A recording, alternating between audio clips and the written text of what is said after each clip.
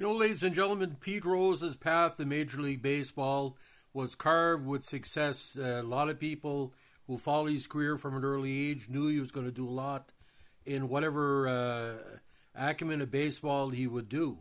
And he eventually became Charlie Hustle through a very unique set of circumstances. We're getting with this. So this podcast talks about the early years of Pete Rose.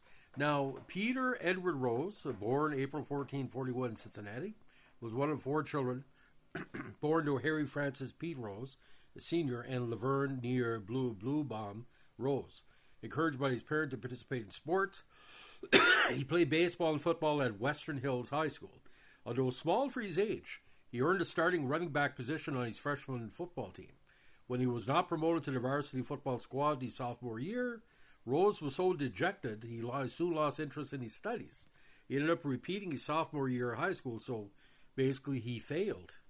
When Rose, one of the few times in his career, by the way, when Rose reached his senior year, he had used up all 4 years of sports eligibility. So in the spring of '60, he played in the Dayton Amateur League for a team sponsored by Frisch Big Boy of Lebanon, Ohio. He played catcher, second base, and shortstop, and had an average of .626. This would have been the pinnacle of his baseball career, not for the help of his uncle, Buddy Bloombaum, a bird dog scout for the Cincinnati Reds. At Bloombaum's urging, the Reds, who had recently traded away a number of prospects who turned out to be very good, decided to take a chance on Rose. Upon his graduation from high school in 1970, he signed a pro contract for, get this, $7,000. Now, during spring training against the White Sox in '63, the Reds' regular second baseman Don Blasingame pulled a groin. Rose got his chance and made the most of it. During another spring training game against the New York Yankees, of all people, Whitey Ford gave Rose the nickname Charlie Hustle after he sprinted to first base after drawing a walk. Rose adopted that nickname as a badge of honor.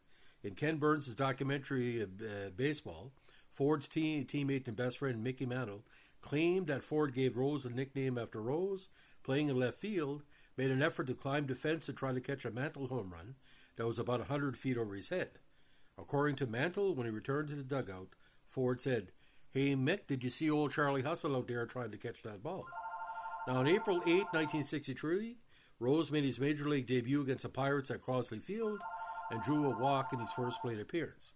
After going 0 for 11, he got his first career major league hit on April 13th, a triple off Pittsburgh's Bob Friend. He hit .273 for the year and won the National League Rookie of the Year award, collecting 17 of 20 votes. Now, Rose entered the United States Army Reserves after the '63 campaign. He was assigned to Fort Knox for 6 months of active duty, followed by 6 years of attendance with a 478 Engineering Battalion USAR unit at Fort Thomas, Kentucky. At Fort Knox, Rose was a platoon guide. He remained at Fort Knox to assist his sergeant in training the next platoon and help another sergeant train the Fort's baseball squad. Later in his Fort Thomas service, he served as company cook, which entailed coming in early for the 1 weekend per month meeting so he could leave early enough to participate in Reds home games. Other Reds players in the unit included Alex Johnson and, of course, Johnny Bench. Now, in an April 23rd, '64 road contest against the Colt 45s, Rose reached first base in error in the top of the ninth of a scoreless game and scored another error. The Colts 45s lost the game in the bottom of the ninth, and Ken Johnson became the first pitcher to lose a complete game no-hitter. Charlie Hustle hits again. Now, Rose slumped late in the season and was benched. He finished with a .269 average. In order to prove his batting, he played in the Venezuelan Winter League with the Leones del Caracas during the '64-65 off-season. Rose came back to the Reds in '65, leading the league in hits with 209, at-bats with 670, and finished 6th in NL MVP voting.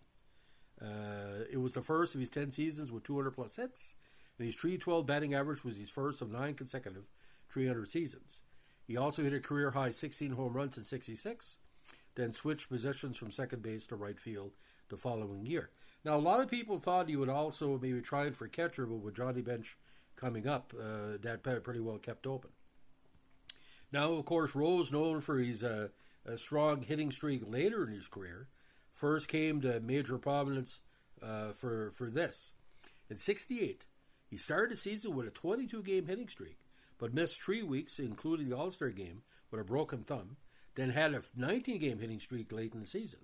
He had to finish the campaign 6 for 9 to beat out the Pirates' Matty Alou to win the first of two close NL batting title races with a .335 average. He finished second to the Cardinals pitcher Bob Gibson for the AL MVP award, earning 6 first-place votes. The following year, Rose set a career high in batting with .348 and tied his career best 16 homers. As the Reds' leadoff man, he had 218 hits, walking 88 times, and pacing the league in runs with a .120. He had 33 doubles, 11 triples, drove in 82, slugged .512. By far the highest mark of his career, and had a .432 on-base percentage, also career best. Despite Pittsburgh's Roberto Clemente going 3 for 5 in the final game, Rose's 1 for 4 in the last contest was good enough for the title. Rose finished .348 to Clemente's .345. Now, by 1970, he became one of the top players. Brand new Riverfront Stadium had opened for only 2 weeks on July 14, 1970, when Rose was involved in one of the most infamous plays in All-Star game history. Facing the California Angels' Clyde Wright in the 12th inning, Rose singled and advanced a second, another single by LA's Billy Grabarkowitz. Chicago Cubs' Jim Hickman then singled sharply to center. Amos Otis threw went past Cleveland Indians catcher Ray Fosse as Rose barreled over Fosse to score a winning run. So Fosse suffered a fracture and separated shoulder, which went undiagnosed until the next year. Now, Fosse continued to hit for average and finished the season at .307, but with diminished power. He had 16 home runs before the break, but only 2 afterwards. He played with the Indians until the 72 season, but never approached his first-year numbers. The collision also caused Rose to miss 3 games with a bruised knee. Now, Rose's video of barreling over Fosse at the home plate, it's considered one of the most interesting moments in baseball history. Now, this game, again, resulted in a 5-4 victory for the NL, of course, mostly on Rose's efforts. This was the first MLB All-Star game ever played at night, coinciding with prime time in the eastern United States.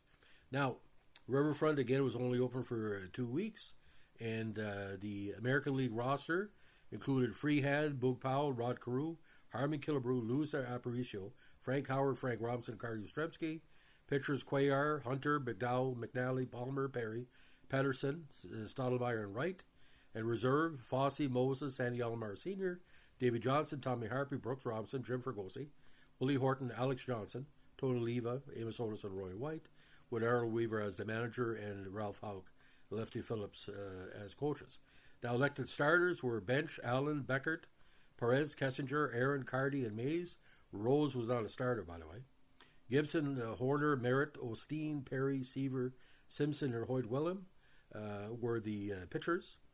Dick Deitz, Joe Thorey, Jim Hickman, Willie McCovey, Dennis Menke, Felix Millan, Joe Morgan, Billy Graperwitz, Bud Harrelson, Roberto Clemente, Cito Gaston, Pete Rose, and Rusty Staub were the reserves, with Gil Hodges, Louis DeRocher, and Lum Harris as the coaching staff.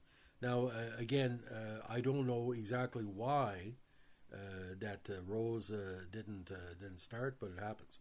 So again, just to recap the game when Rose the big run in the 12th. At one point, the American League was leading 4-1.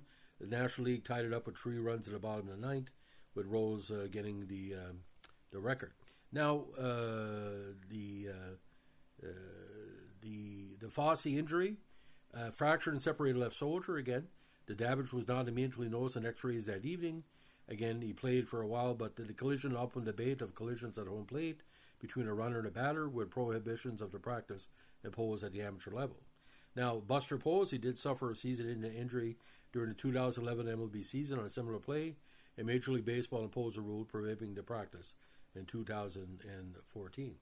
Now, Pete Rose from 63 to 70 was becoming the next big thing, not only the next thing for baseball, for all the sports. And you could see by the 1970 season where the Reds were going. 4 World Series appearances in the 70s in 7 years. And it was getting to be, the fact was that Pete Rose was the straw that stirred the drink in Cincinnati. And the A's barely bet them in 1972. But like I said, it's weird how Pete Rose, he wasn't really Pete Rose until he got more of the big red machine. When Dreesen showed up and Griffey, Concepcion, all these players. Because 72, he still had Hal McRae, Bobby Tolan, Dennis Menke. They weren't going to do it because Rose, again, he could score a run, he could make a catch, he make a play, and like I said, wherever he went, he drew success. But that determination and dedication to baseball that started when his early career, he was a perfectionist, and he got so depressed he couldn't. He, like he said, he failed 1 year high school because of it. But for me, Pete Rose, money talks, and wherever he went, it was a success. Even in Montreal, if he would have stayed, who knows? So, ladies and gentlemen, that's the story of Pete Rose's early years, not only as a lead into Major League Baseball, but in MLB. If you like what we're doing here with our Pete Rose podcast, a tribute to the great player, let us know with a like, comment, subscribe, or share.